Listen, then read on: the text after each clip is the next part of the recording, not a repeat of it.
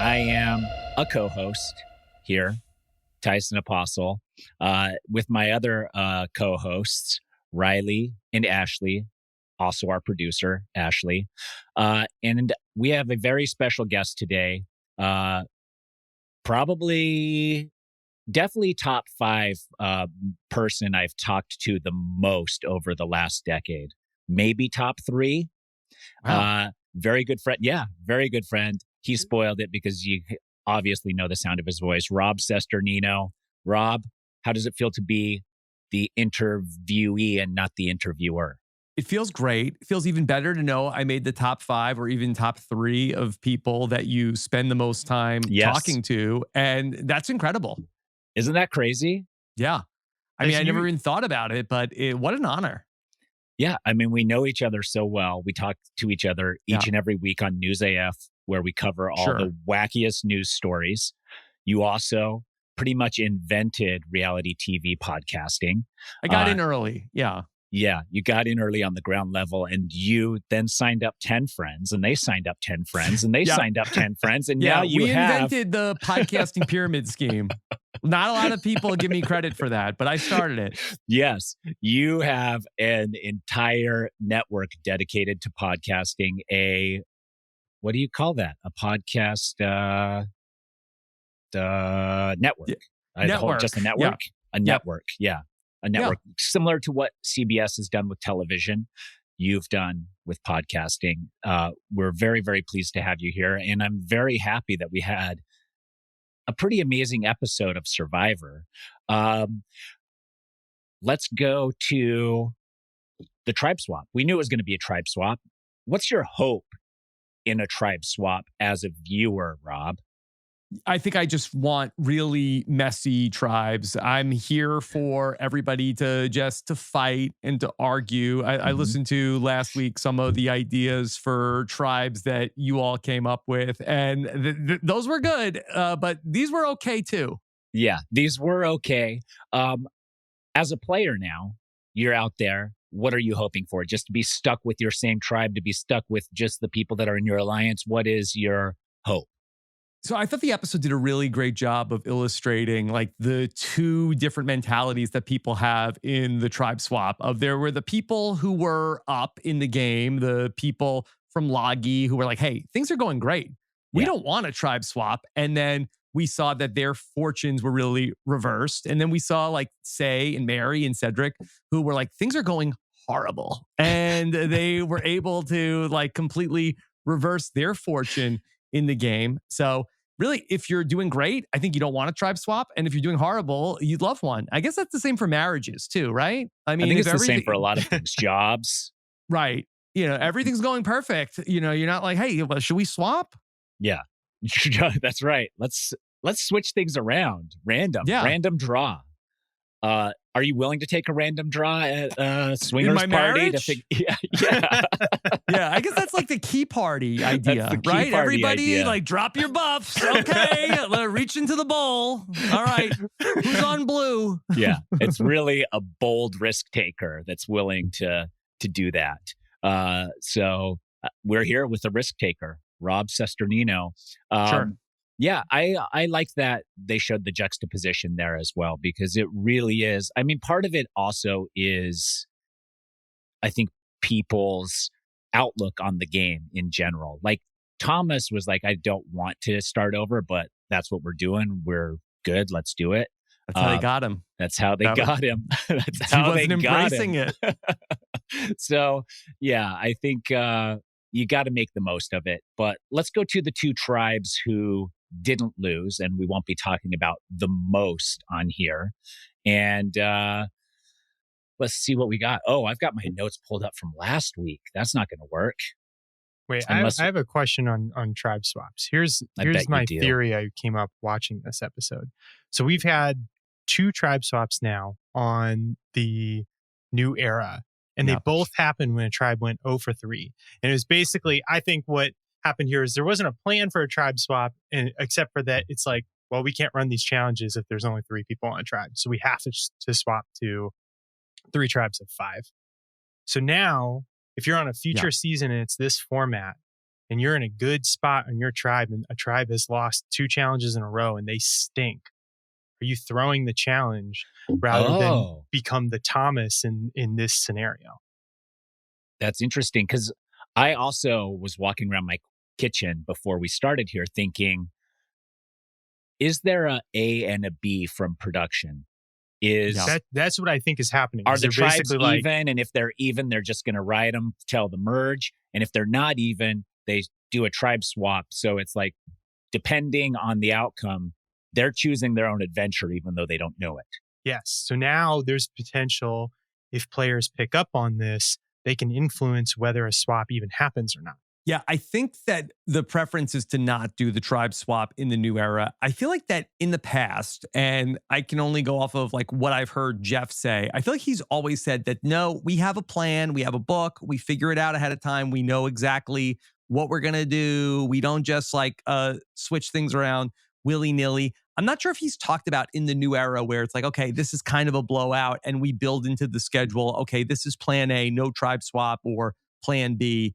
And so maybe he'll talk about that on the On Fire podcast of like that they do decide to like, if it is like no mas, like we're going to switch things up, mercy rule, or if it just so happens that the 2 times they did a tribe swap were the 2 times that a tribe lost 3 people in a row. I think Jeff saying that they have it built out pre-game could also mean the A and B scenario. Yeah.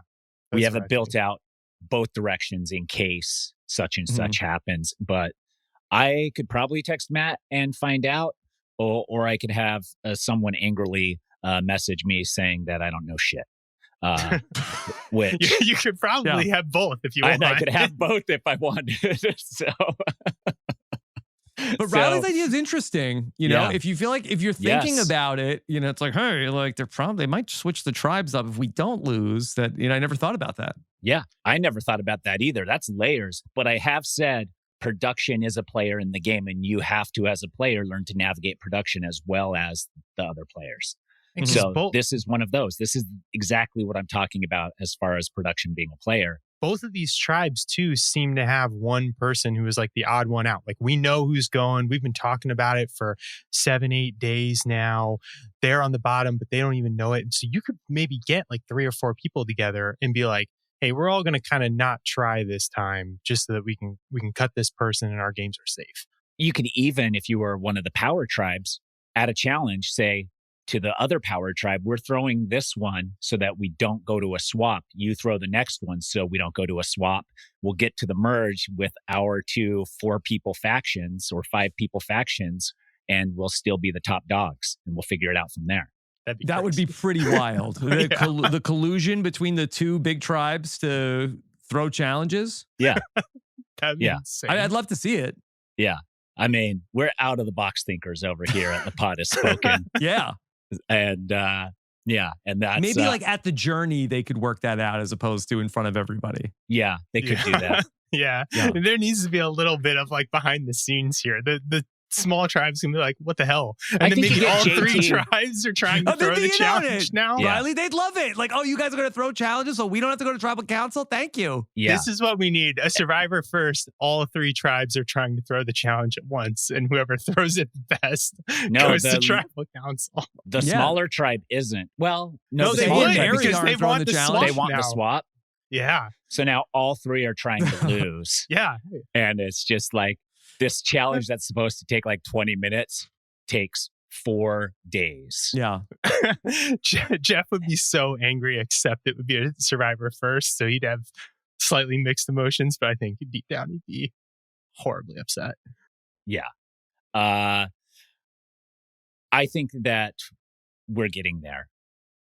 There's no way that people aren't, especially after listening to this podcast, clipping up that social media clip where we're talking about production having an A and B plan. People will think about this in the future, and we've changed the game from the outside, which has always been our goal. That's why we're here, right? Let's go to the It's in the hands of the podcasters. It's in the hands of the podcasters. The hands of the fans. If you add a D to the end of fan, they rhyme. Yeah, that's true. Fans. Yeah, you got to do that to make sure they rhyme perfectly. we go to the tribe swap. You got to know it's a tribe swap if they're waking you up early in the morning to go to a challenge, right? Is that? I mean, you would know better than me, Tyson. I don't know. They don't get you up early for a challenge. That's not. It's not like early morning challenge time. You'd be like, that's weird. But also, there's 15 of us, which break into 3 tribes of 5 perfectly. You have to assume and be hopeful. I think everyone goes in with that hope.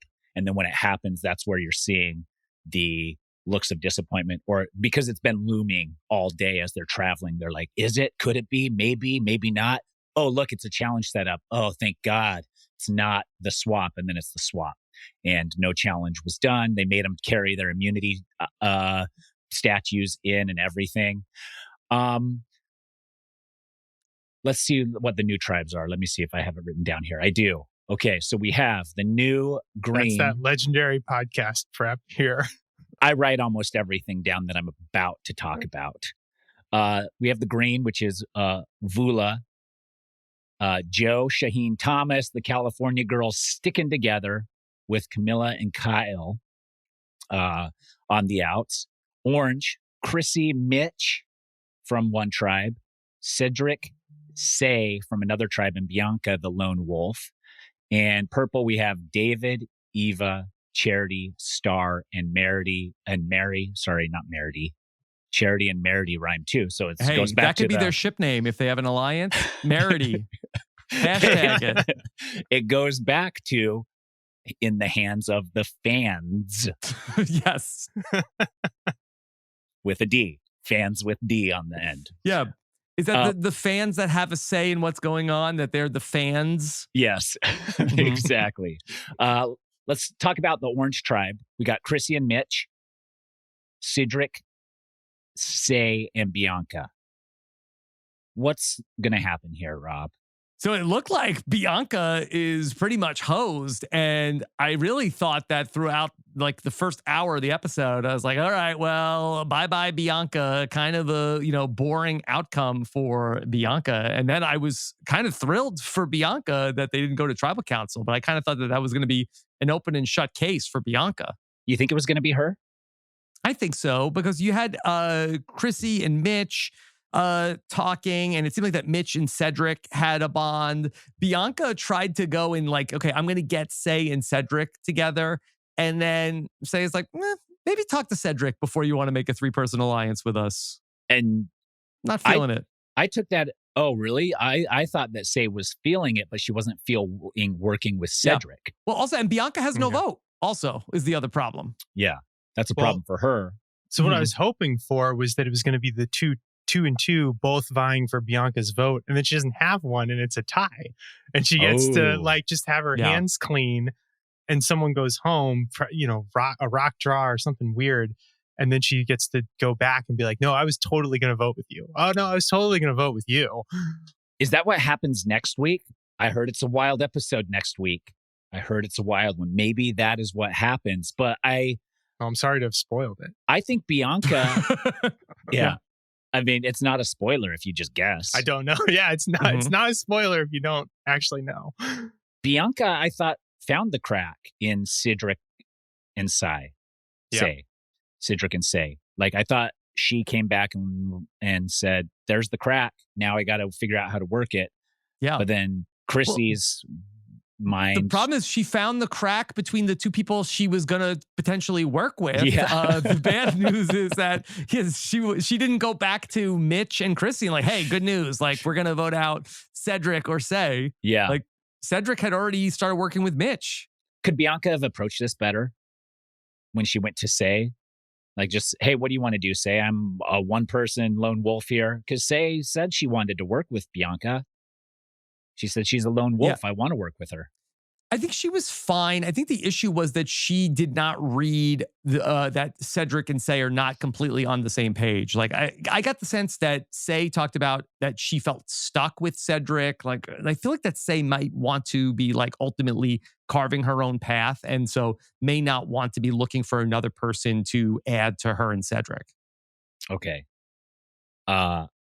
I think Say's cutting Cedric the first chance she gets. Yeah.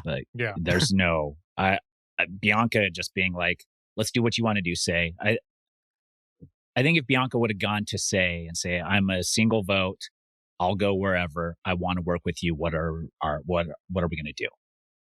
Put it in the hands of the person who thinks they have the power. That's what's going to make them feel the best. We'll see. Riley, if you predicted that, that is crazy. Maybe we'll see. Man, we will see. Yeah, you will get in trouble.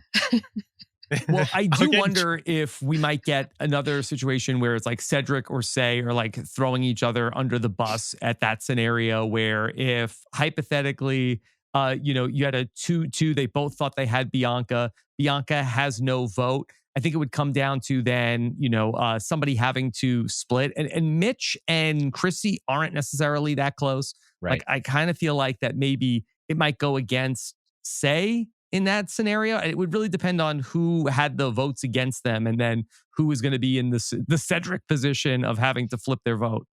Yeah. It'd be so funny if it's Cedric again. It would be. It's just like him constantly deciding. Oh, no. Not again. Did Cedric's position in the game better with the swap?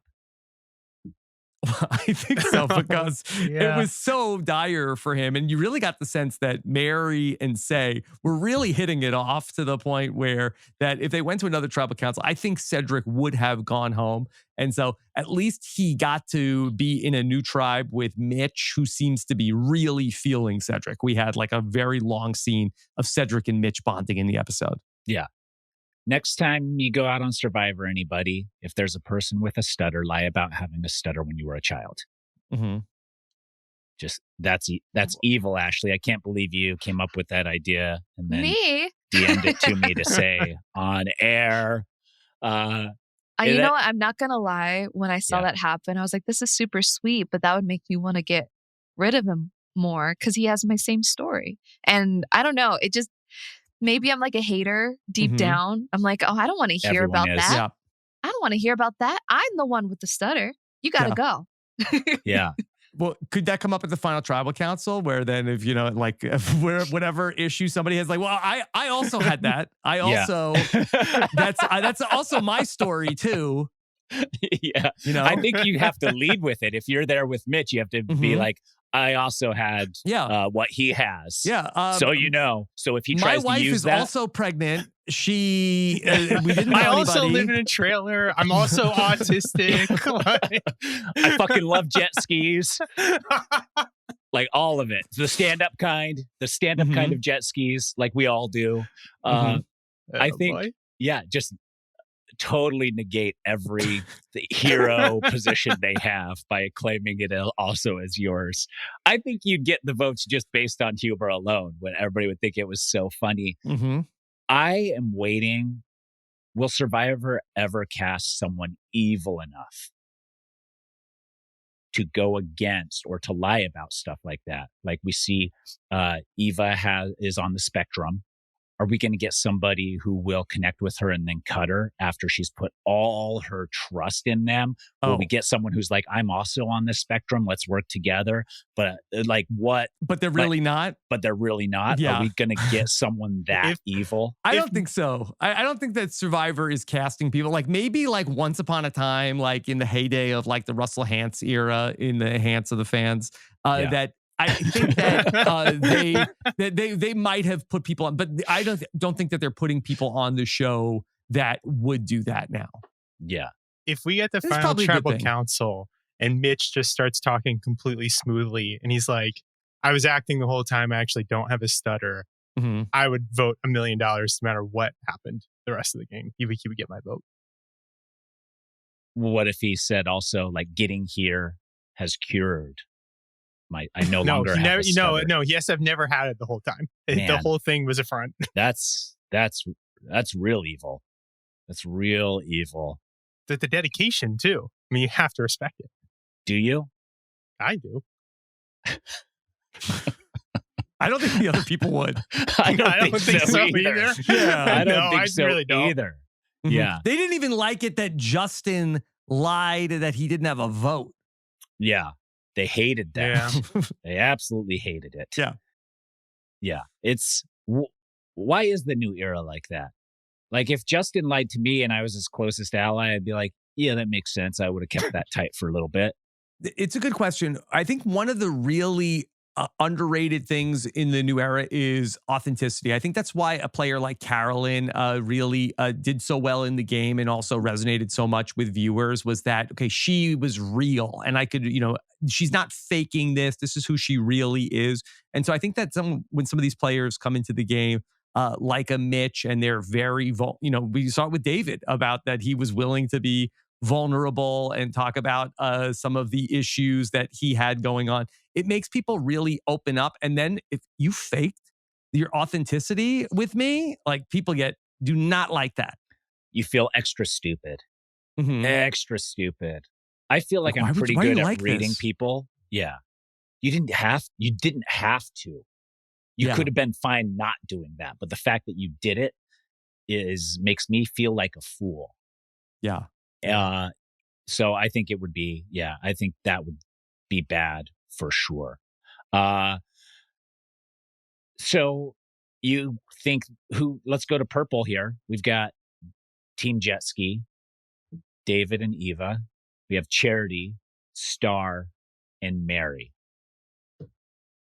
Who's in trouble here, Rob? I think Charity is in trouble because we saw Charity talking about how, David, he's a big dummy. Don't worry about him. I got him. And then we saw Charity getting thrown under the bus by David, who is very close with Eva. And it's David's angels over there. And it seems like everybody is really liking David and are going to go with him. I don't know if we're going to get the Star versus Eva blowout that we might have anticipated. Yeah, we were really hoping for that. Maybe that's a slow burn and we see it down the line a little bit. A couple things here. Charity, in front of David and the rest of and some of the group that she was trying to win over, just kept professing how great and how loyal David was. If you're David at that point, are you like, oh, okay, Charity's fighting for me. Maybe I should work together with her. But he immediately is like, nope, she's playing too hard. We got to get her gone. Is David playing a little too fast here? Should he just let Charity burn her own thing, or is she in trouble? Yeah, it's so interesting with Charity and David, and then compare them to, and I'm sure we're going to talk about everything that's going on with Kyle and Camilla, but the two people who were close pretended, I don't even know her. Like, she doesn't go here. So we do not get along. And the two people who don't get along, Charity tried like, oh, we're very tight. Like, we have a game that's totally based on loyalty. We're not breaking. We're totally, working with each other. So it's very interesting that the Survivor players will do the opposite of what they actually are. Ashleigh, here's a question for you. You end up on a tribe with David. He tells you how chivalrous he is, how he's surrounded by sisters and all this stuff. Does that make you trust someone more? I think the way David talked about it seemed genuine. Me personally, I have my issues with men, so I'm obviously going to be like, no, whatever. But I feel like the way David talks about a lot of things is very genuine. The way we already know that he's come into Survivor not knowing much about Survivor, so I don't think he's playing the same game that many people are playing. He's not playing a very sneaky, strategic thing. He seems to be doing it more for just building a community and for the experience. And then he's like hoping that he wins the $1 million so that he can get married. But I just feel like he just seems like a very genuine guy. So I think I would fall for it immediately and just be like, okay, I think he's nice. He seems nice. Okay. Plus, he's strong, and I'm not a strong person. So I kind of need to connect with him anyways during the challenges, make sure that he's fully there for the physical stuff, make sure that he's there on my side, because I'm not going to be able to, push a giant, tube boulder thing, down the runway. I won't be able to do that myself. So to have David there and be like, go David, go, woo, and get him pumped up, then I'll go do the puzzle. Then I can make sure that we're just like a little team. I would definitely, I'd go for it. Hey, Tyson, you're a big influencer. Can you help David get some brand deals or something to help him get some money? This is a big story on the season that David needs some cash now. Yeah. He said, well, first off, he said he has a girlfriend. Isn't there a place that will do that? Isn't there need cash now? JP Wentworth? Yeah. We are not an ad for JP Wentworth. This is just us.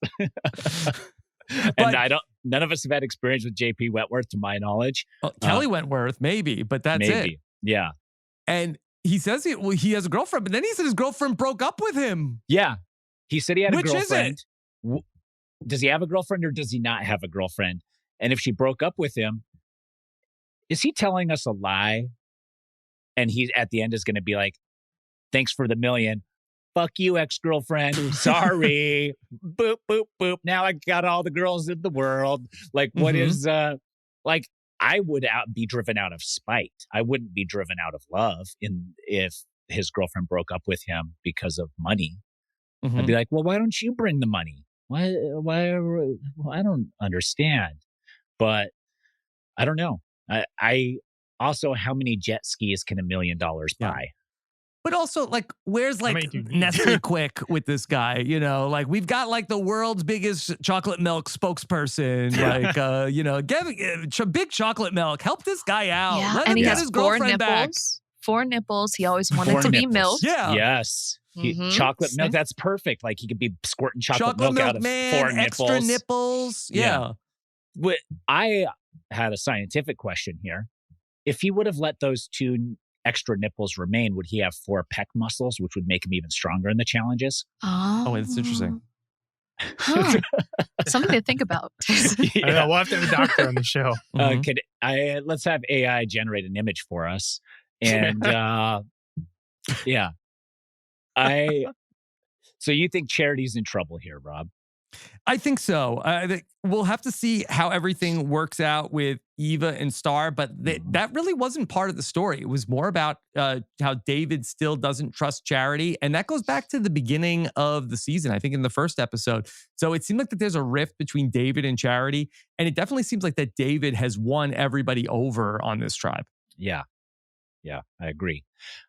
Which was interesting because Charity went so hard for him right there that I was like, oh, they're going to pull it together immediately. We saw this so many times this episode, the juxtaposition of somebody being like, we're good. And then the person they talk to immediately be like, we're not good.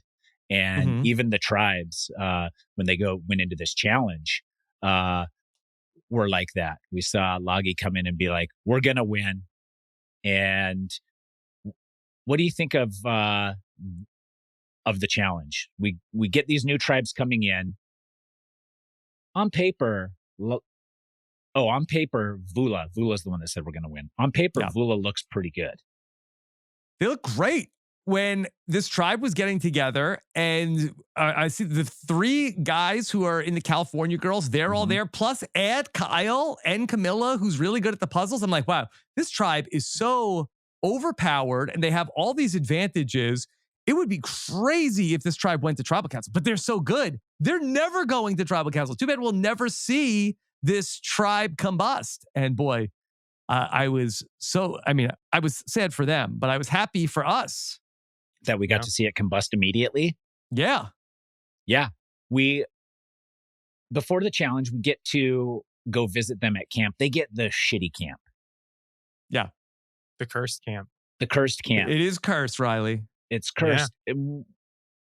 I spent time on that beach. That beach was fine. It seemed okay. What is it about the camp? Because to me, it's like it's a pile of bamboo and some garbage hanging from trees. Everybody kind of has that same vibe. It didn't seem like one was better than the other, but I guess if you're out there, even the small differences are big differences. Well, it was weird because typically on Survivor, you have a situation where there's a tribe swap, but there's always like one person from the old tribe that's there. This was a very rare situation on Survivor where the entire cast that was on that beach is gone. And so it's like, okay, you just moved into a brand new house. The old owners are not there. You don't know how anything works. It's like, wait, this is how they lived? This is it? And they had no flint. They had nothing. And, the other tribes are like Cedric and Say are eating all the rewards and they're like living in the lap of luxury. But it was just so funny to come in to this like condemned tribe camp of people. And there's nobody there to be like, oh my God, I'm so so embarrassed. I'm so glad you guys are here to help us because we don't know how to do anything. It was just that they took over this like condemned tribe camp. Yeah, that is true. Which we got to see some honesty. It would have been hilarious if one of them broke into tears for feeling bad for how rough the other, just be like, I can't believe people live like this. How can they live like this? So, yeah, inheriting that garbage camp, does it make a difference? Is there any part of their loss to be blamed on inheriting the garbage camp? I don't think so, but I think the big thing is like, Jeff takes away the flint of the tribe that lost. Like, I don't think it's fair that a new tribe has to come in and have no fire and no flint. It's like, hey, Jeff, we won every single one of your challenges. Like, why do we start with no flint? Like, take away Cedric and Say and Mary's flint on their new tribe. Don't let them sit near the fire. We were fine. We have to come into this garbage camp and have no fire. Also, it's not why they lost, but it just feels like not right to have a tribe swap. And I have to go to the worst camp, and I also don't even get my flint to start. Yeah. You take your flint to the tribals and you hide it. Mm-hmm. You tell producers it's lost. You can't find it anywhere. You have it in your bag. Then on the tribe swap, you have it, but you can't let producers see you using it. And I think that's the way. Remember. Wait, and then what? Then you make a fire real quick while they're not watching? Correct. Okay. Won't they suspect something? No, just say you rubbed sticks together. Not on camera. I was under the impression they were filming you all the time. No, if you make it look like you're taking a dump in the fire pit or something instead, they're not filming. They're not filming just that squat shit. over the fire pit and then suddenly a fire squatting comes. over and then making a fire underneath your ass as you're squatting. Yeah. Hey, it's been done before. Yeah. See, Riley? Perfect plan. Yep. Mm-hmm. Yeah. Riley laughs at me like my ideas are stupid, Rob. Can you believe that? Riley, look, you're getting up there in the Tyson all-time talk to rankings. Like, you should know by now. Top 3, though. Yeah, exactly, Riley. But I think there is something you could do. Like, you could definitely keep that. Like, I've seen people hide flints and say they're lost, and production has given new flints or said, just deal with it. Sorry, one and done. Mm-hmm. And I think in this era, I think they would be like, okay, you lost your flint. You're toast. Yeah. And then the person's like, guess what? I stole the flint. And they're like, vote them out. They are not trustworthy. I'd try to fight it more like, no, Jeff, they lost their flint. Yeah, I had my flint. Every time I had my flint. Everyone here had their flint every time, Jeff. You said, sorry for you, and pointed to them, not to me. Yeah. Not sorry for me. Sorry for them. What do you think Jeff's reaction would be? I think he'd like the spicy moment, but then he could say, hey, like, got nothing for you. Get the hell out of here. Yeah. How hard are you pushing? I mean, I think I would like to let the record show. Yeah. I did not lose my flint. Yeah. Jeff would like that. But I think if he kept pushing, he'd be like, you're not in charge of the fucking game, Rob. You're being a whiner. Yeah, it's not a good look. Yeah. Get out of here. Yeah. Like, all right, you have a point. Exactly. Wah, wah. But I don't think that had anything to do with why they lost the challenge. Yeah, I don't think so either. Let's go to that camp though. Yeah. We have the camp disaster. Everybody hates it. Thomas has a secret advantage nobody knows about. Yep. He didn't seem concerned with meeting up and his secret being exposed.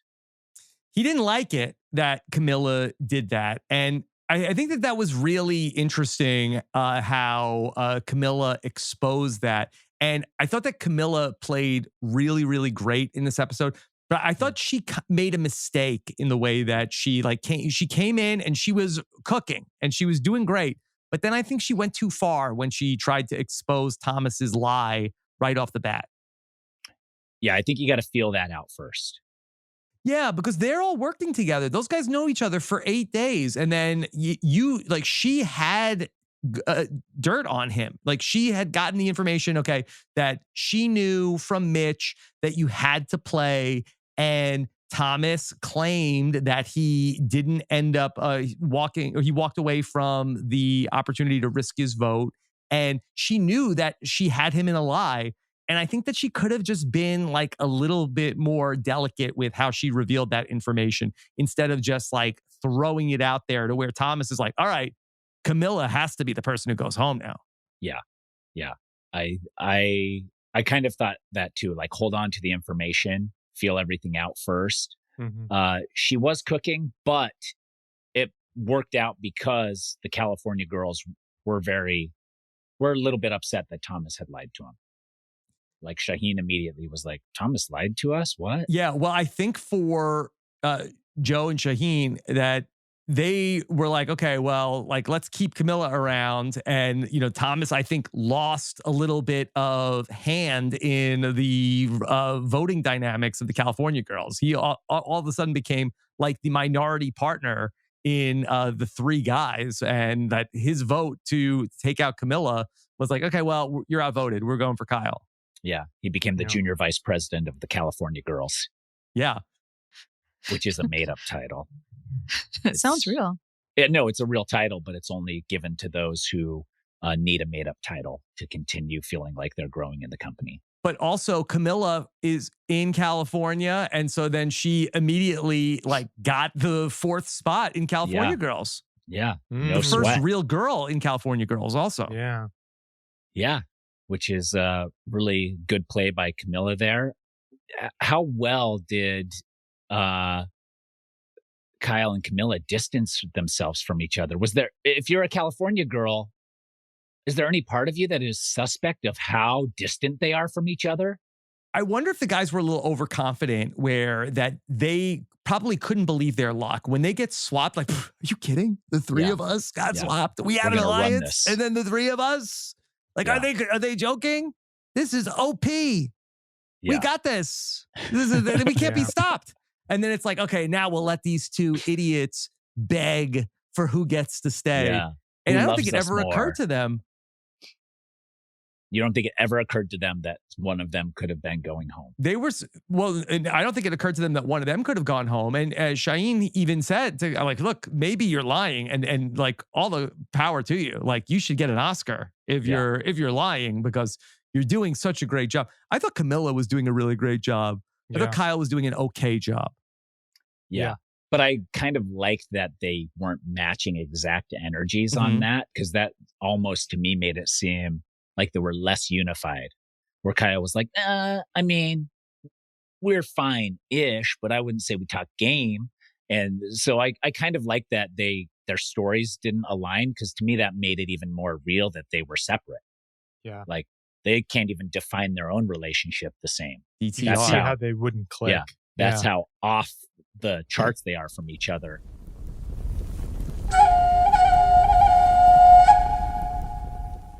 Let's go to the challenge first. I wanted to get into tribal council and talk about the voting, how it all went down. But the challenge, should you ever go in and be like, we're going to win? Has that worked out for people ever? I don't know, because I wonder if it happens more and we don't see it. Yeah, they just cut it if you do that wouldn't be my vibe. Yeah, I've won challenges before, and then Jeff's taken the necklace from me, and I said, I'll get it back soon. And Jeff was like, that's bold. And that was shown, and I did get it back. And I looked like a challenge. Called your shot. I called my shot. And nobody remembers 15 years down the road, but I remember. I think about it every day.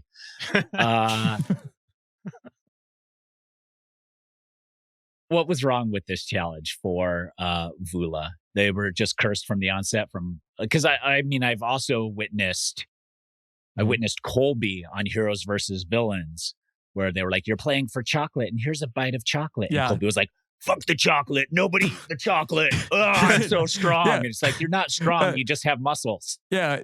He's like, we don't need it. We're ready to go. We're ready to go, Jeff. And Jeff's like, okay, all right, we heard you. I'm a hero. We're ready to go. Let's go.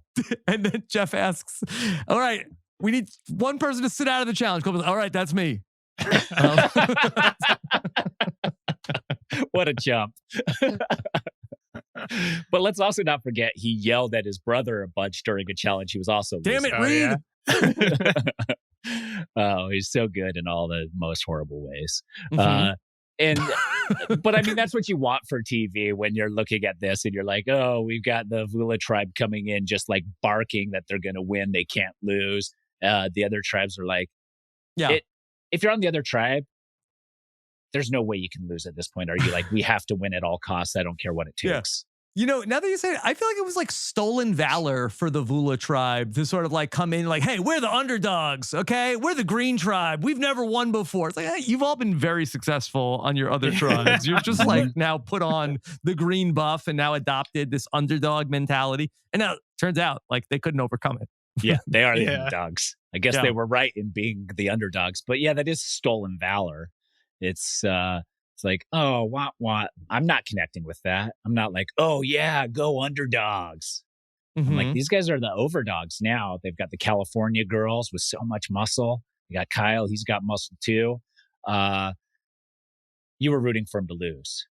Were you? I was excited because I just felt like that the other tribal councils wouldn't have been as interesting. I'm like, oh man, I'm going to be on Tyson's podcast today. I hope I get like a really exciting. I was sad for them because I like all 5 of those characters. Like, I think that it's been a really fun season, and these 5, I think we've gotten to know all of them pretty well. So I was sad for one of them to go home, but I was happy for us.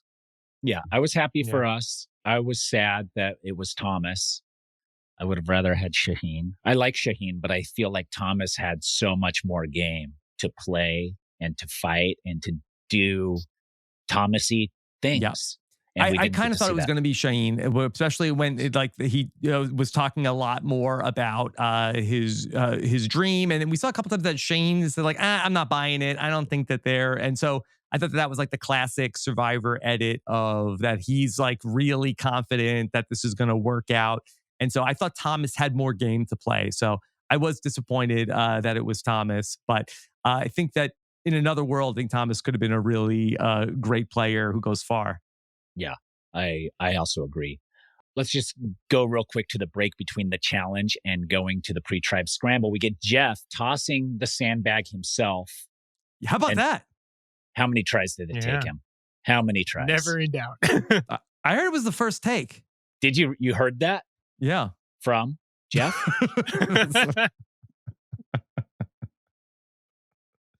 No, I didn't hear. But I imagine. I mean, he gets to practice, right? He's around these challenges all the time. He's probably good at them.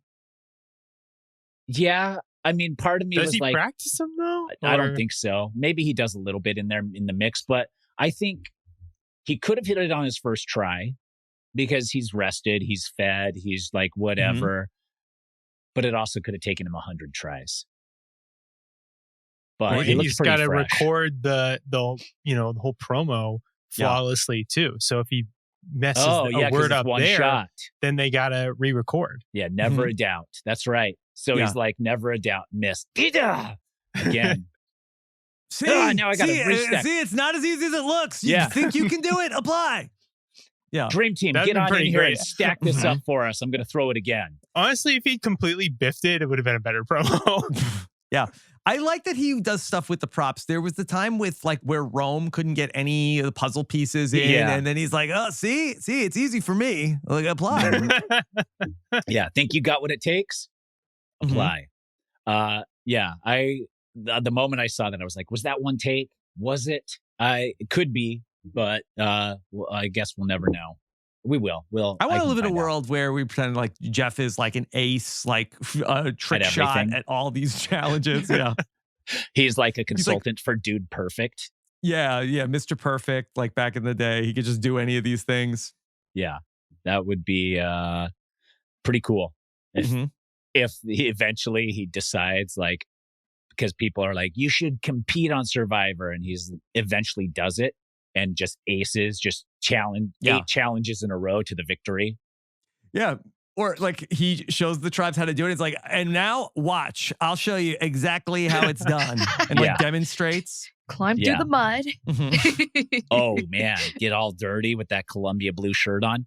Could they have turned that giant cube diagonal and hit both of the bags in one layout?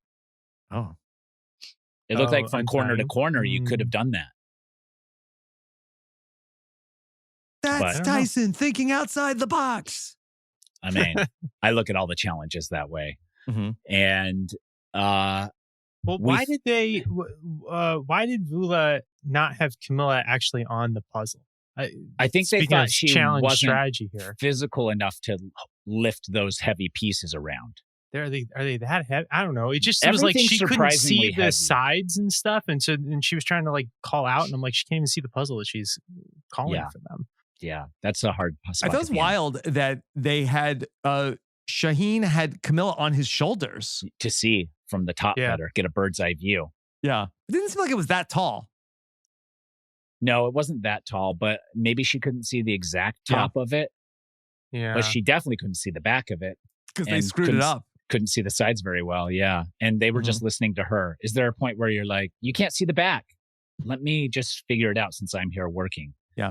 But you ever have that where you get like a thing from IKEA and like you have it like all put together and then you realize at some point like, oh, I forgot to put this piece in. I got to take the whole thing apart. Or the back thing is flipped and poles almost match and you get down to the end and you're like, wait, that little gap there is supposed to be the other direction.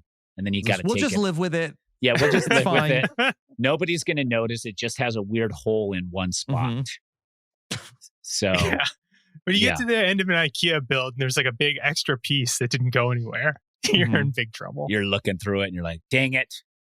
Well, you're like, it's wobbly. Oh, the big extra piece is supposed to stabilize the whole thing, but it's in the middle. Yeah. Weird they built this with a wobble and an extra piece. Yeah. Oh, well. I guess this is a spare piece. Put it in the garage to save in case the whole thing collapses. We'll have the spare piece. Stack it with the other spare pieces. Yeah, Jeff foretold in the moment. He's like, everything, good survivor puzzle looks like it goes together until it doesn't. Is that their number one goal on Survivor puzzle building crew, is to make everything seem like it's coming together till the last minute it doesn't come together? It's probably good for television. It's great for television. It's I've said a lot of times when I was on the challenge, I always kept looking for the survivor trick in the challenge, and there never was the survivor trick. It's just straightforward. It's just straightforward. They're like stack tires. Like, I bet you have to stack them in an upside down pyramid to make them all fit on the platform. It's like, nope, they all just fit on the platform, no problem. And Survivor, they wouldn't. They'd give you a smaller platform. You'd have to like balance and stack and do stuff like that. So I do believe that. I kind of thought they had it together when they were like, we have it together, even though I could tell it really wasn't. So I love the moments where the team celebrates like, Jeff. And they're like, that's not it. I love that. I love that little reveal right there. Nothing better for me as a viewer watching the challenge. It is a good moment when Jeff tells the person that they got the puzzle wrong. After they celebrate. Yeah. Because Jeff, like, he'll do the thing where in like Worlds Apart, there's one, he's like, Dan is wrong. He waits. He'll like stretch it out. Yeah. And I think he did the same here. He was like, Vula thinks they have it. They do not. Oh. Everybody's like, yeah. Yeah. And when you're on the other tribe, you're like, I love this so much. Keep going, everyone. A tale as old as Vula, they have lost. I like that. A tale as old as Vula. Yeah. And 4 episodes in a row. 4 episodes in a row. Vula loses. We get that pre-tribe scramble that just keeps on going. Yeah. Is there anything? Because I was thinking a lot of different scenarios, voting scenarios, what would be the smartest for both sides? A seasoned vet would, if you're in the California girls, would convince the two that you're going one direction and then go another. Or if you feel very scared, someone like Thomas or somebody, go and end up working with Kyle and Camilla. Yeah. So I think they made a calculated risk that Kyle didn't have an idol, which I think was, obviously in hindsight that was the wrong decision. I think that you could have split their vote, especially, that Thomas had the steal a vote, which, he ends up leaving the game with. And so I think that they were feeling like, okay, well, long term, we're going to bring Camilla in, that we need a number. She's somebody who wants to flip against her tribe. And so we don't want to spook her and then put votes on her at this tribal council. So I think that they were thinking a little bit more about the long game. But I think if you were going to have like perfect hindsight, I think you maybe want to be like a little bit more defensive and try to, okay, if she's voting for Kyle and Kyle's voting for Camilla, how do we split this in case one of them has an idol? We also got a shot of there's also a Vula idol that nobody seemed to track down that still is on that beach. So it was possible also one of them could have got to that beach and found the Vula idol. So there were some possibilities that one of them had an idol. Mm-hmm. Yeah, I thought you always have to kind of play like someone has an idol when you're voting. You have to assume if you don't have it, if you don't know who has it, there's potential that it could be played on, or the person you want to vote out has it. Yeah. If California Girls would have convinced Camilla it was Kyle and then swung at Camilla, Kyle did also play the extra vote. Why did Kyle play the extra vote of Camilla's instead of Camilla just playing it herself?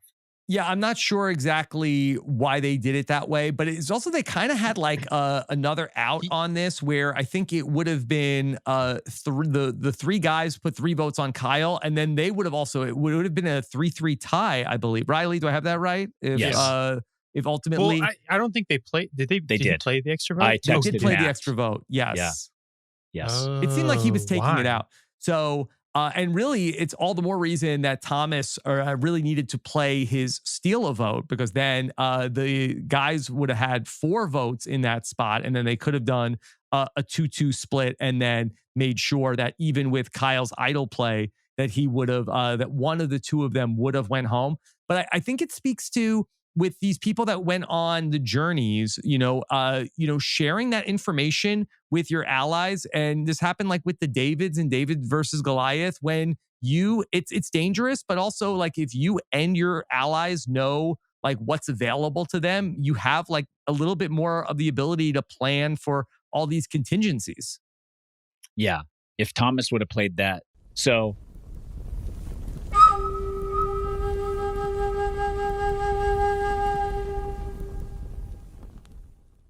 Kyle did play the extra vote so that if the votes went on Camilla, it would be a 3-3 tie, but Camilla would be protected and Kyle would be protected because he played the idol.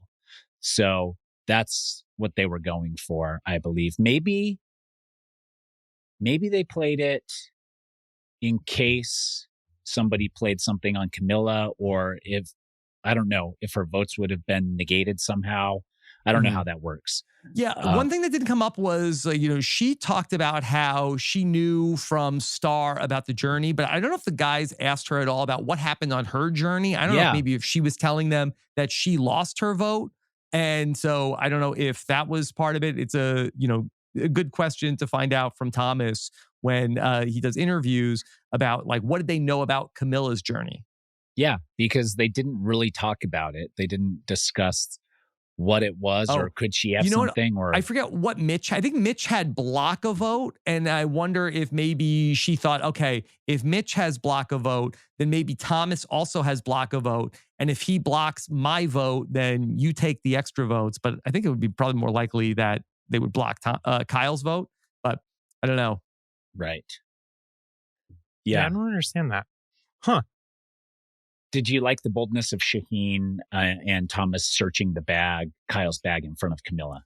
I didn't like that they did it in front of Camilla. I thought that it was a good idea. And, obviously they didn't do it well enough because they would have found it out. But I feel like that was a lot of trust to Camilla, who was working with Kyle. And so I think that was, a bad idea to do it in front of Camilla.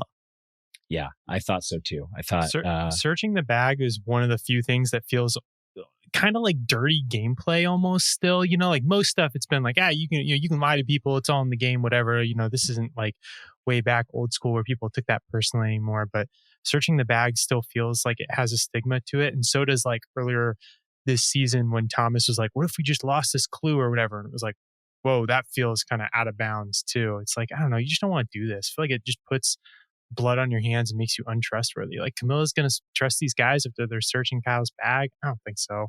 I don't know. It is such a weird thing to stigmatize, though, that I feel like that there's like people are like lie about what issues you have at the final tribal council, but don't go through the bag. Yeah, Riley. It just doesn't feel right. Riley, I think that you don't. It's go cleaner through the bag. If like you allow them to keep the secret, and you're like, all right, I'm gonna like use my powers of detecting whether they're lying to me or talking to other people, gaining information that way. Like that all feels clean and like what Survivor's about. But just looking at someone's bag and it's like, haha, it was in their sock. I don't know. It's anticlimactic. Well, what makes it, I don't think that as a viewer, it doesn't give anything. I don't feel like, ooh, yuck. Yeah. But as a player, if you have gone through my bag and I find out you've gone through my bag, I know you don't trust me. Yeah. There's nothing you can do then at that point to make me trust you. So you are my target. Riley, if I find out you went through my bag, if Ashleigh's like, yo, Tyson, you were on a pee break. Riley went through your bag. I'd be like, okay, I know he's not willing to work with me and that I need to figure out how to get rid of him. I'll tell you, if I do ever go through your bag, the one thing I'm going to do, I'm dumping the thing out. Like I'm going through it. Well, Riley, the idol is like a friendship bracelet now. They're like, good luck finding it. Like, oh, I'm gonna feel for it. Like this isn't like old school where the idol is like, it's gonna be like a big chunk of marble or whatever. Yeah. Right. It's just like you couldn't find this if you had an hour in the bag. Kyle's lucky he found it in his bag. So why don't we dishevel bags more often and then lie about someone going through them? Because it does create so much mistrust. I can't just go through Rob's bag, shovel it up, dump it out, jam it back in, and then run to Rob and be like, Riley just went through your bag. Oh, you want to go fake out going through people's bags? Yeah. Constant. I'd do that on the same tribe with 50 different people, 50 different ways. We got 6 people on the tribe. I'm one of them. I go through the bags and blame it on every single person to every single person. And go through Tyson every single has somehow bag. witnessed everybody going through everyone's bags, but never once did he go through everyone's bag. Yeah. Or even you could dishevel your own bag and be like, who went through my bag? The perfect crime.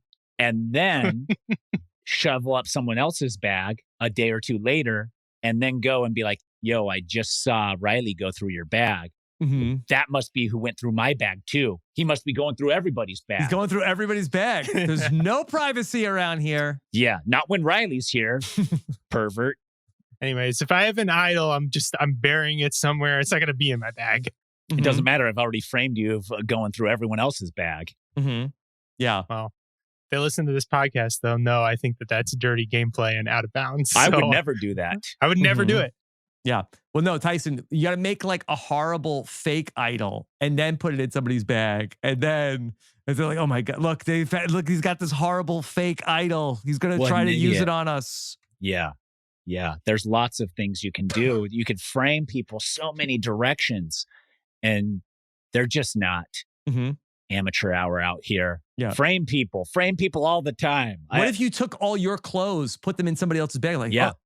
They're stealing my socks. clothes. Yeah. You should do that. I think like you show up or even burn your clothes and then just have like a tattered piece of it in someone's bag and show up all the way naked and be like, all I've got is a little bit of cloth left from my underwear. Who burned my clothes? And nobody's willing to fess up.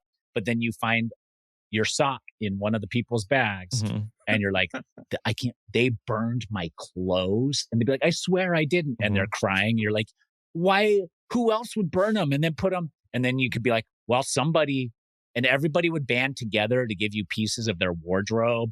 And you'd be like their little puppy that they'd have to take care of. And you'd be like, I'm so cold. I only have a sliver of clothing.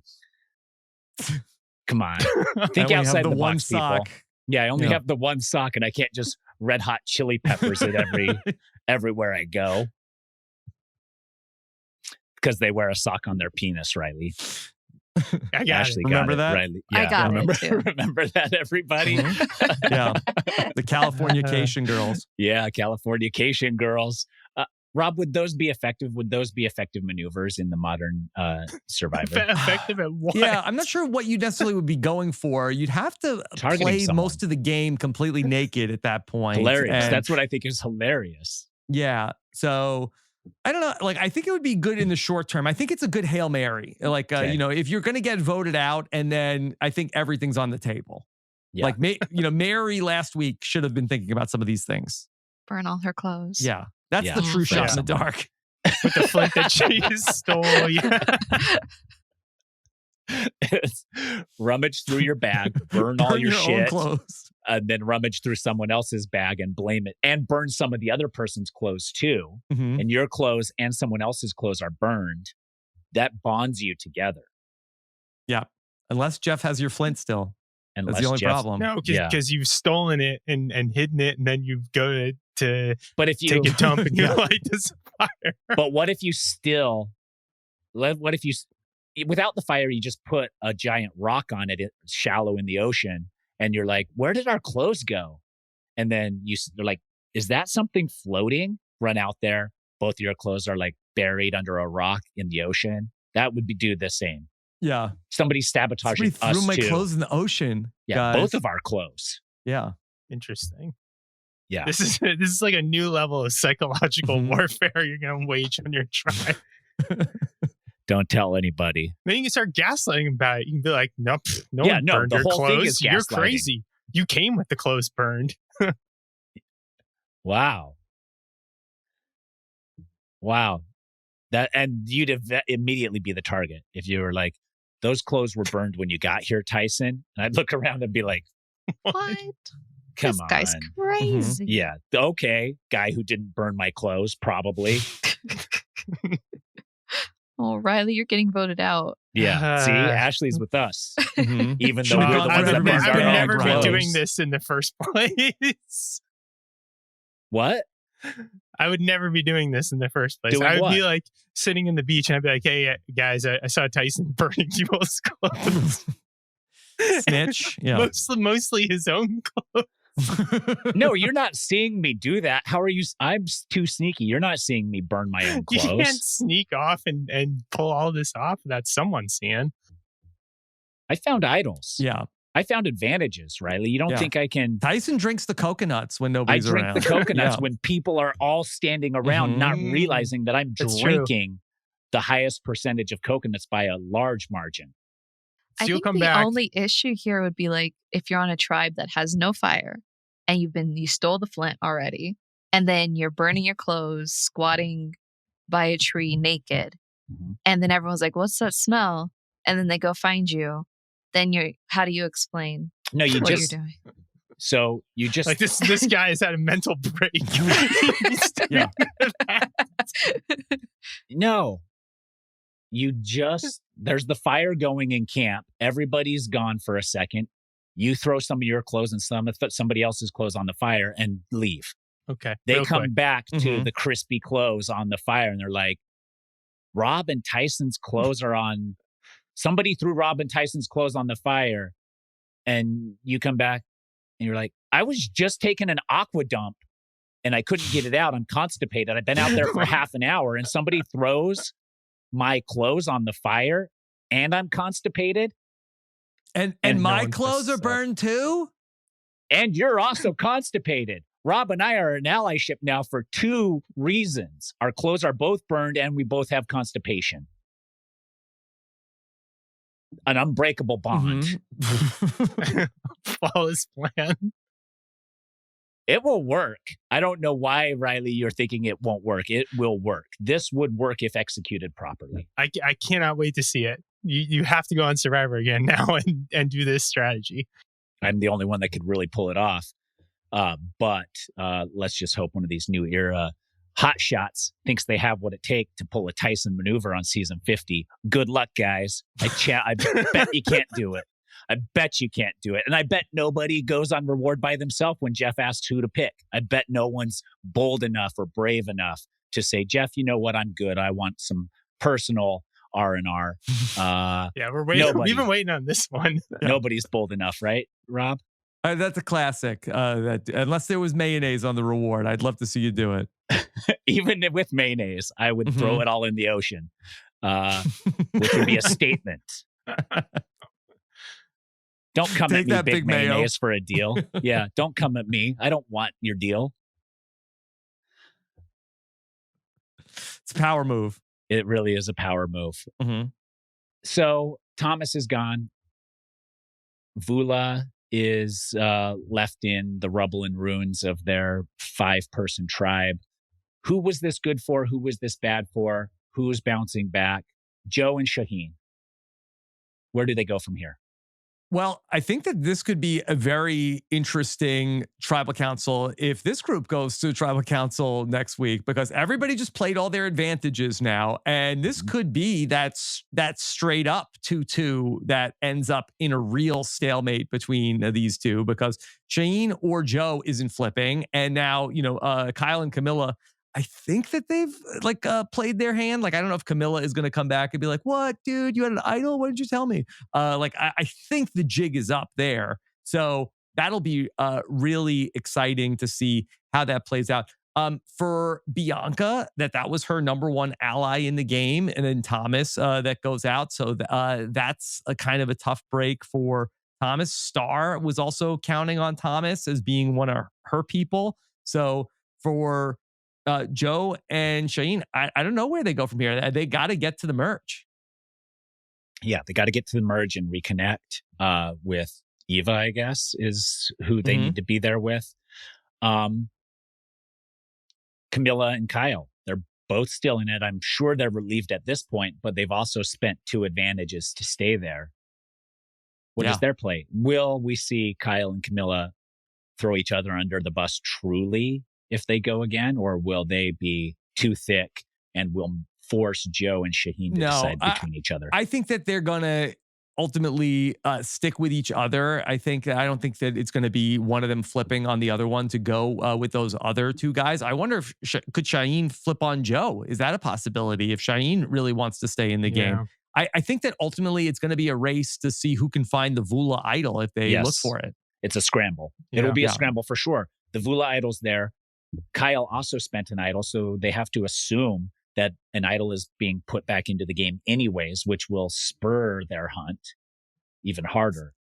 I see. So that was the idol from the Civa camp. I don't know now that he's gone to, I'm trying to think of if this has come up before. So we had a tribe swap, but that was the idol from the other camp. I don't think that there already is an idol at Vula that has been rehidden. Yeah. I don't know if they'll hide another idol at the Civa camp because Kyle played the Civa idol. I think they just leave it alone. I think they're leaving it alone, but I think it will motivate Vula to look for idols, thinking that Kyle's idol will go back into play. So I think that will be a motivator for everyone to make a idol scramble, mad dash, hunting each other, 2 pairs, just hunting each other and trying to get it before the other pair gets it. I think that's it. Do we have anything else? Rob, anything? I mean, yeah, go ahead. No, I don't know if there's anything else that we didn't end up covering on all of this. I thought it was interesting because we knew Thomas was gone before he was gone. He said his goodbye in a way. Jeff was like, "What if it's you, Thomas? He's like, well, it's a gift to anybody. And I hope they view it that way when one of those 2 gets voted out, that playing Survivor is a gift, no matter how long you last." And part of me wanted him to really shift gears when it was him that got voted out and be like, I can't believe it. They stole it from me. They betrayed me. Everything sucks. It's garbage. But he walked the walk after he talked it. So also fine. Thomas, I love you. I wish you would have stayed longer. I thought you had a lot of game to play. Not to say that anyone else didn't, but I just feel like for some reason watching him that he would burn his own clothes. I feel like Thomas would have burned his own clothes. He wanted to burn the idol clue. Yeah. So let's go to Riley's reads. Okay. What was your guys' favorite moment this episode? Rob, you got a favorite moment? Oh my God. Favorite moment of the episode? Yeah. I loved everything with Kyle and Camilla. I thought that was so fun. I'm trying to remember if we've ever had a scenario like this, and I'm sure that somebody in the comments will find it. But when there's two people that they swap over to another tribe and they have been able to sell, we're actually not friends. Like we don't know each other. Like I can't think of a time where two people did it as well as Kyle and Camilla did it. I thought that was really, really fun. It was like a real prisoner's dilemma. Like if they basically, if we stick to our game plan, this will work. But if one of us sells the other one out, it's going to end up going down in flames for one of us. But they stuck to it and we got a really great moment. Yeah, I like that too. I think that it could have gone the same direction it usually goes, is out of desperation. One or both of them just turn on each other as their backup plan rather than stay loyal. So I did like that. I think my favorite part was Eva and David celebrating over jet skis, just so excited about jet skis that so Kenny Powers of them to love jet skis that much. Jet skis are for people who can't afford boats. And I guess that's in line with David. Yeah. What I hope is that we get some sort of love triangle between Eva, it's a platonic love between Eva and David and Joe, of Eva has to pick who her favorite big brother / dad character is. Yeah. Is she going to tell David about her autism? Well, then you'll know okay, it's real. Yeah. Not real, that's a real relationship. Is autism, being the first player with autism on Survivor, would you be able to go to each player that you kind of trust in confidence and say, you can't share this with anybody, I need your help? Like she did with Joe. Could she potentially do that with 4 people and have it not circle back on her? Does she have any other secrets that she can share with other people? Hey, David, I'm illegally subletting my apartment. I can't tell anybody. This is the only person I'm telling about this. And have I don't think a that's different personal thing. enough. I don't think it's personal enough. I think it's hilarious, but it's not personal enough. But you could definitely come out with something personal enough that's a lie. My A1C is not where it should be. Yes, that would work. That would work. I didn't pay taxes, but it's been over 7 years, so I'm in the clear. That they get you on, I think. I'm in the clear. Yeah. I feel like because the spectrum thing is so personal, I feel like you can use that without people telling your secret. Yeah. But she's asked Joe if in certain scenarios where she's rubbing her hands or squeezing her arms or whatever to help her out and hug her or whatever. She squeezed her hands and Joe didn't help her during he couldn't move from the mat. It was an awkward situation. I feel like if he had moved over there and done that, it would have called attention to it. So I think he played it correctly. But if someone else did that, then you would know, she's told. Well, she doesn't have to say what to do. She just has to say, I have autism. I can't get reads on people. Can you help me there?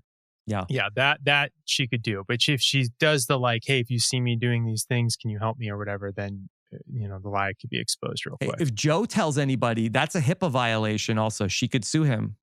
Did he take the Hippocratic oath? I don't know. He's a fireman. He's and a firefighter. Paramedic. Oh. Wow. So she gets money no matter what. Yeah. Tell David about this plan. Only if he tells someone else. Wow, a HIPAA violation. I never thought of that. Riley, what's your favorite moment? Well, this is a good. Well, wait, because now I'm thinking if there's a doctor on the show and you somehow get Cedric, medical advice from there them, is you're a doctor on the Cedric, show. Yeah, bam, I'm your patient now. So if you tell any of my secrets, I will sue you. Riley, what if somebody's there's always lawyers on the show? It's I said I'm an English teacher, but I'm actually a lawyer, so watch out. Doctor-patient confidentiality. Yeah, you also go to Kyle and say, you're my representation. You're my lawyer. We are under... This is the ultimate survivor hack. Yes, you could find all the doctors and all the lawyers and lock them into all your secrets. You just like the moment you just ask them like one quick, what do you think of this thing? And then it's like, bam, you've given me medical advice. You're my doctor. You can no longer tell my secrets. I've murdered people. You can't say anything. Yeah, man. Wow, we are innovating. We are changing the game. By the way, I burned the clothes. In the hands of the podcasters. Here's what you do, because lawyers always lie about being lawyers. You go out and just say that everyone's your lawyer. So Rob's like, I'm a school teacher. And I'll be like, give me legal advice real quick. You're my lawyer. And you do that to everybody just in case. You give them a secret and tell them they're your lawyer. Just cover all your bases. If someone's like a cop and they're pretending not to be a cop and you say, are you a cop? They have to tell you that. By That's law. entrapment. Right? Yeah. See? They have to tell you. That's how deep it goes. So now you have to play like everyone's a doctor, everyone's a lawyer, and everyone's a cop, just in case. I like this. Wow. Any other professions we can take advantage of? Survivor 51, doctors versus lawyers versus cops. It's not bad. And they're all trying to strong arm each other into breaking the law. That was kind of heroes versus healers versus hustlers. Yeah. That's what they were going for. We're like rebranding that theme. The hustlers didn't take full advantage of getting the HIPAA and whatever other violations for these other professions. Yeah. That's part of the hustle. Yeah, that is part of the hustle. All right. Ashleigh, what was your favorite moment? I like the tribe swap. I liked seeing Vula, I think, they were like very sad coming in and quiet. And everyone else was like, yeah. And then suddenly he was like, tribe swap. And everyone switched emotions. And Vula was like, yeah. And they're just throwing up stuff, waving it around their head. I liked it. I just love seeing them. And plus, I'm just happy for Mary because she needed to get a break from all of that and just be back in the middle and quiet where she's supposed to be so that she can hide. I love it. Yeah, that's fun. I do like those shift on a dimes too. Everybody comes in, especially if you're on the bottom, Vula. It feels so good to have everybody else be like, and you'd be like, suck it. Now we're not on the bottom, maybe. Yeah. Riley? I think it was when new Vula saw their camp and they like stopped multiple times. Like the camera was still panning and then they had to like stop and go back because these players just were like, holy cow, I can't even continue walking. I can't believe this. Yeah. Very sad. Okay. I'm mixing it up a little this week based on a listener suggestion. I want to ask you guys, who did in the most hands of the fans too? In the hands of the fans. Yes. Who did the most to improve their game, their long-term game on this episode? Who did the most to improve their long-term game? I would say, I think David. I think David won his tribe over pretty easily. Jet Ski Alliance. The Jet Ski Chivalry Alliance, David's Angels. And if he has those connections plus his old connections and gets rid of Charity, it might be a pretty good situation for David. Okay, I like that answer. Yeah. I mean, Cedric also seemed like he improved Tyson's his winner positions. Pick. My winner looking pick better. finally looking better. Exactly. Because I was really worried for him and I tried my best to defend him last week, but it was hard. Now he's not looking so bad. Yeah. Rob, what do you think? Yeah, I think Cedric, Say, Mary, I think the three of them all went from like any of them you kind of expected would have gone out next. And now all of them are seemingly in a pretty stable position. It seems like all three of them are probably going to make it to the merge. So I think if Cedric is off the board, I'll say Mary. Okay. Ashleigh? I was definitely going to say Cedric at first as well because I thought he was like on the outs Yeah, he was going to get voted out by the ladies. For he sure. definitely was, but he's created a connection with Mitch, who has a connection with Charity. Let's say if Charity is able to stay past everything with David and his angels, and that's another random alliance that he has. So I think that I'll just stick with Cedric. Yeah, Cedric did great. I'm going to say Eva a bit here too, because I think she needed another connection outside of Joe. So I actually think them getting separated up was good for her game. Kind of similar to you, Tyson. Like she made that connection with David, and I think it'll help her. And Thomas went out too, and Thomas didn't trust her. Right. So that's a little bit better for her. What else we got? All right. So the opposite of this is who damaged their game the most, other than Thomas. You can't pick Thomas. You can't pick Thomas because his game's dead, dude. I predict him. I don't think he's going to win now. 0% chance of winning. Not good for his game to get voted out. Yeah, I think there's also a 0% chance that Chapel Roan is going to watch this season of Survivor because did you see that video she had this week? Her friend was trying to get her to watch it and said, "Oh, Thomas is on it," but she knew Thomas. She's not gonna watch? Yes, because he's a music producer. Yeah, interesting. And she shit on the show a little bit, right? What did she say? She said that she used to watch it all the time when she was a child. It was on all the time. Her parents would watch it, but she made it seem like I just can't with the show. It seemed like it was too much. Yeah. It's stress. It can be stressful for people. She made it seem like her parents watched it all the time, but it's only on once a week. Yeah, but back in the get day, her parents on the pod. Maybe before that'd be streaming, a huge get. Chapel Roan's parents. Chapel Roan's parents come on the pod, and we have everyone's been asking for them. We've got them. My parents used to record it on VHS with a group of people. So there were like 10 couples, maybe 5 couples, and they'd all record it individually on VHS in case somebody's VCR didn't work properly or something like that. So then you always knew that amongst the group of 5, there was a copy on VHS of last night's Survivor. And my parents used to do that. So I'm sure it was on multiple different times a week for them at that time. So maybe she's telling the truth. I think, it's got to be one of the 2 remaining California girls, Shaheen or Joe. And then you have to decide which one of those 2 is going to be in a worse position. I have to say Shaheen is in a worse position. I think Joe's connections with his former tribe mates that are split amongst those other tribes right now is stronger than Shaheen's. And I feel like if they go to tribal again, Shaheen's maybe the target there. Yeah. Rob, what do you have? Who Yeah, I came think out that's a worse good for call. the wear? I think that if Kyle and Camilla have their say, I think they'd probably take out Shaheen over Joe because they identified him as being the bigger gamer. I'll say Charity as the person who it seemed like that things were sort of looking up for Charity last week where she had something going on with Mitch, but now she's separated from Mitch and David. Seems like he has everybody there wanting to work with him, and that's David's target. And so I'll say that Charity looks like that she could be going the wrong way. Yeah. Ashleigh? I'm going to say someone who was barely in the episode today, Star. Star still hasn't cracked the code for her idol, which means that she still doesn't have a vote. She is on a tribe with Ava and hasn't tried to make a connection 100% with her. Like they could try. And so I just you don't have a vote.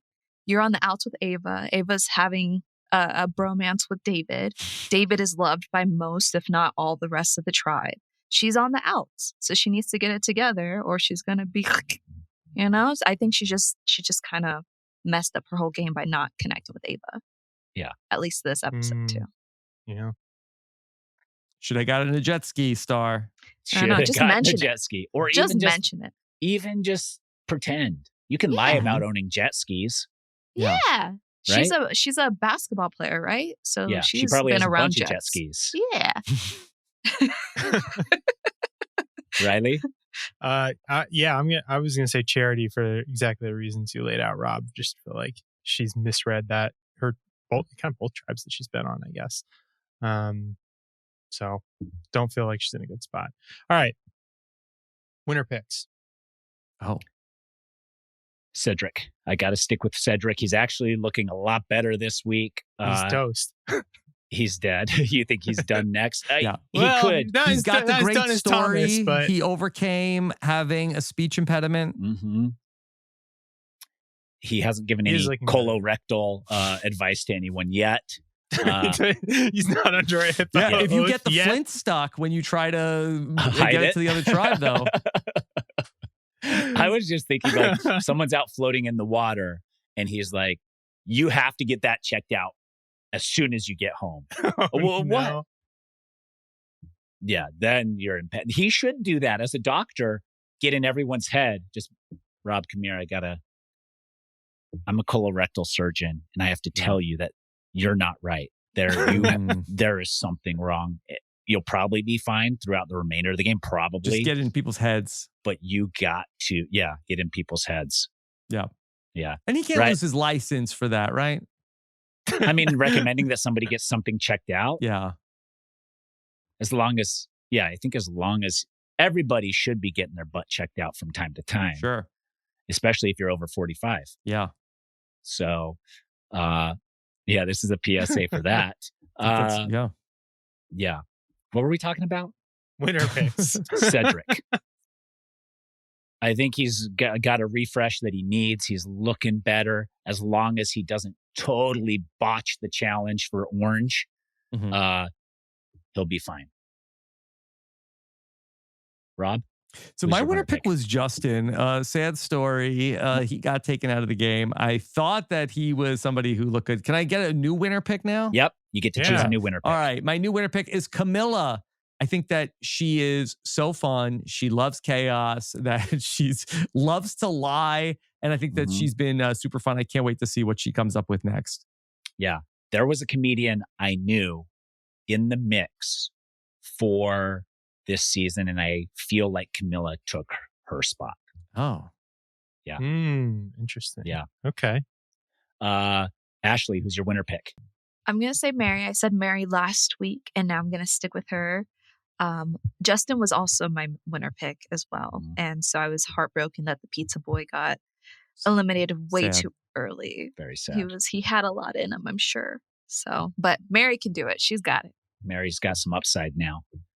Riley? I'm sticking with Kyle from preseason. If I was reading the edit a little bit, I would have liked for him to get a little more credit for how this tribal council and vote went down. I feel like most of it went to Camilla, which makes me feel probably a little better about her, but I'm not ready to jump off of his ship just yet. Last season, I jumped off of Rachel early on and then never really recovered. So now I'm scared to jump off. Okay, let's wrap this up with who's going home next week. Orange. I think Orange is losing Cedric's tribe, but I hope Cedric doesn't botch the challenge and it's not his fault. I think Chrissy has been pushing too hard to get Bianca out, and I think it might backfire on Chrissy. Oh, interesting. Yeah. Yeah, I'll stick with that same tribe. I think Bianca looks like she could be the one in trouble over there. Ashleigh? I think Bianca as well. She doesn't have a vote, and she isn't making full connections yet. She's kind of just like, I'll work with you, Say, and Cedric. And then that was the wrong thing to say because Say doesn't want to work with Cedric. So yeah, I think Bianca might be a bit in trouble right now. She's just not doing what she's supposed to be doing. All right, Riley, who you got? Okay. Next going home, I got to stick with Civa because we said earlier in the episode, this is the prediction for the Wild Tribal Council. And I think it's going to be a 2-2 vote where neither side realizes that Bianca doesn't actually have a vote and we get a tie. And I think that maybe Cedric chooses who goes home again and it's Chrissy because he's not picking Mitch. So I'll say Chrissy. Wow. For different reasons, but we came to the same conclusion. Probably genius. We'll find out. That'll do it for The Pod Has Spoken. Many, many thanks to my dear friend, Rob. Rob can be checked out on Rob Has a Podcast everywhere. all the time. When he's not podcasting as an interviewer, he's on as a guest being interviewed. Yes. So all the podcasts that I can be here, but this is the most special one to me. Oh, wow. Thank you, Rob. Wow. Rob is like, it's always 5 o'clock somewhere. Rob always is always podcasting. Podcast. It's always time for a podcast. Or otherwise I have to be a dad and a husband. As long as I get to, be podcasting, that's always fun. And if you haven't gotten tired of me talking about this stuff, you can check out everything else we're doing. You go to watchrhap.com. Okay. I love it. And you cover all reality. You cover a lot of scripted shows. Deal or No Deal Island and the Traders and all sorts of stuff. Yeah. And again, we have our shared podcast, News AF. Every Tuesday. You can catch it live if you want to see the bloopers, which it's all bloopers, but we have a good time out there. Riley, thank you for being with us. You've been pretty good this season.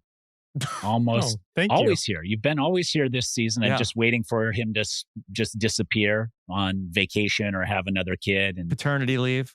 Paternity leave again and leave Ashleigh and me to ourselves. And that's why I have Riley issues. But I'm getting over them, Riley. No, I think you're stuck with me for the rest of this season, and then we'll see from there. All right. Oh. Put your money where is that? What is that?